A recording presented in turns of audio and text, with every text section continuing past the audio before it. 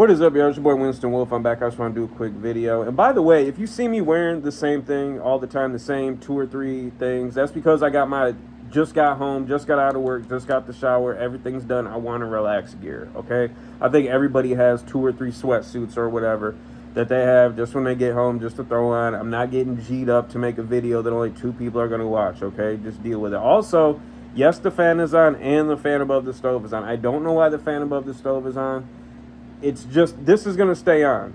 So we already been through this several times. Accept me for me just like I accept you for you. I don't tell you to lose weight. I don't tell you to put your kid up for adoption, even though you should, because the kid looks more like that slut that you divorced than you.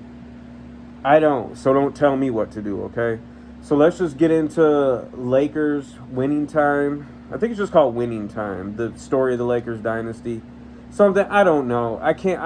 Obviously I'm not prepared. Obviously I am terrible at this. So just, we've already gone this far. Okay, let's just finish it. I'm not stopping. Winning time, the story of the Lakers dynasty, I believe. The one problem I have with this so far is it seems like it's trying to be Wolf of Wall Street. There's certain people that can do certain things, but then when you see other people do it, it just doesn't translate well. Just like Tarantino. Tarantino can obviously do a Tarantino movie like nobody else can do a Tarantino movie. But when other people try to do Tarantino movies, Tarantino ripoffs, even things that are influenced by it, it just doesn't come off right. There's just certain people that should just stick to their lane, what they know how to do, and don't try to, do other people's styles. Just don't do it, because there's just certain people that have styles that do not translate to other people. It's their own language just for them.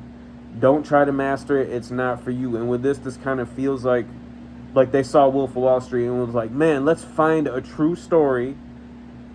Let's find a book that's, about some kind of big thing that we can do. We can make our own Wolf of Wall Street. That's kind of what it felt like to me. I could be wrong. Who knows? But it doesn't come off like as good as Wolf of Wall Street. There's too many hokey moments, too many moments that I don't care if you say this happened. They should have shot it a different way so it was more realistic. There's just a lot of things that just don't, and like Jerry West, I would love to believe that Jerry West is a psycho like they portray him in the show. I would love to believe that, but I just don't think, even in the early 80s when this is set, I just don't think at that high of a level of an occupation that you can be that dysfunctional and that psychotic. I just don't, but who knows? Who knows? But I need to see some verification of this. I need to see somebody who worked for the Lakers organization around that time to be like, oh yeah, dead on. I saw all the madness. That's just the one main problem I have with it right now. Also, like, when there's conversations of 2 people talking, and if something is based off a true story, and somebody just says something that sounds like it's right out of a movie, I do not like that. I wish people would just focus on, it's okay if you have a realistic conversation between 2 people. If you have a conversation and the people talk like how people talk and your point gets across and it moves the story forward, what is the problem with that? Why do you have to make it sound like it's from a movie?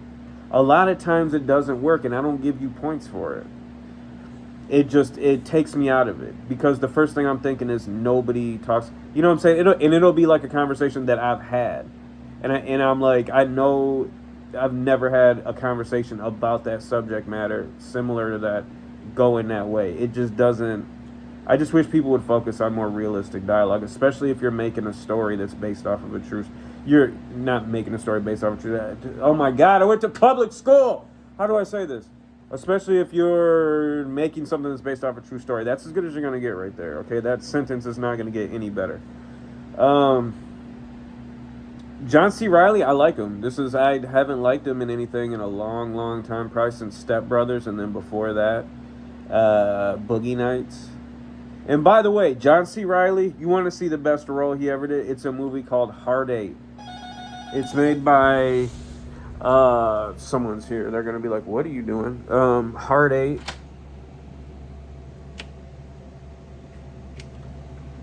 P.T. Anderson. Don't say my real name.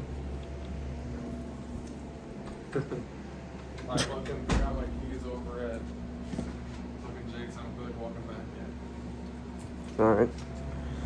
So, oh my God, what was I just saying? Heart 8, P.T. Anderson, John C. Reilly. You want to see the best John C. Reilly role? Heart 8. There you go. My gift to you. I'm shocked that they got a guy that actually looks like Magic Johnson, and is that I think he's that tall, but that's just crazy that they got somebody that, you know, actually can play that role convincingly.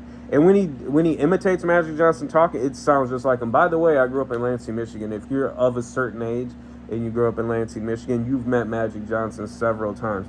So I have no shame in saying I'm a diehard Lakers fan and not a Pistons fan. I love the Bad Boys growing up, but I've been a lifelong Lakers fan, and I have the right to say that.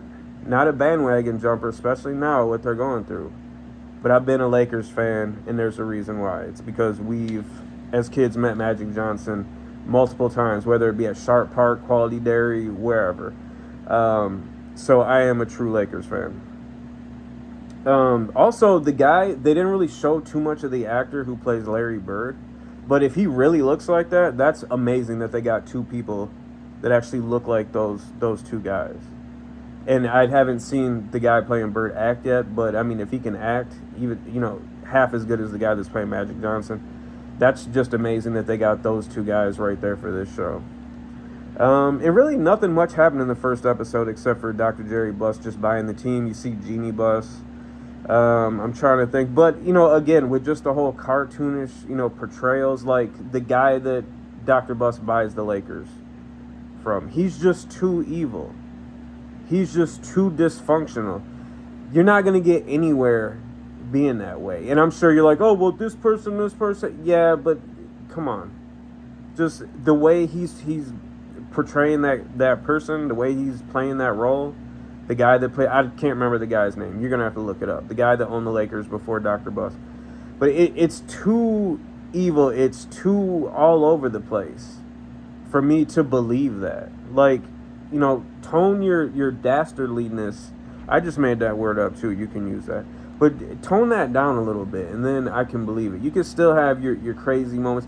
Because I'm going to tell you this, I bet even if they went exactly how things went, without the overacting, without the I don't know, enhanced situations, I guess, I can guarantee you would still be mind blown, because you're talking about the Lakers during the 80s. Come on. Like, how many untold stories that if you told it exactly how it happened, you wouldn't be able to believe this. So I don't know, just this trying to make it into a comedy, I'm not really feeling it. I feel like you could just have things exactly how they were, and just the whole insaneness of the situation would be funny. And also, I'm disappointed that HBO didn't drop 2 or 3 episodes like they have been with other shows. Because a lot of times you want to, with how much stuff is out there on streaming services, just how many options just on your phone for you to have your attention diverted. Like, I like the HBO with some of the shows that they knew maybe the first episode wasn't as strong as it could be, where they dropped, I think it was Peacemaker, they dropped like 3 episodes at once. That was good, because had you just dropped the first episode, I don't think that was strong enough to keep a lot of people for the rest of the series. And with this, I kind of feel that way. The first episode is I think you're going to keep watching it based off of the potential of future episodes and what you know of that franchise, and the people, what happens with them. You know, Jeannie Buss, Magic Johnson, just all those different things. I think that's what's keeping you on. It's not how good that first episode was. Let me see. 0 to 10 dog bones. Ooh, man. Realistically, I'm going to give it a 3.5/4.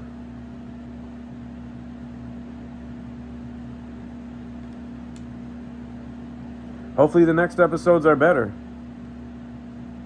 It's your boy Winston Wolf. I'm out.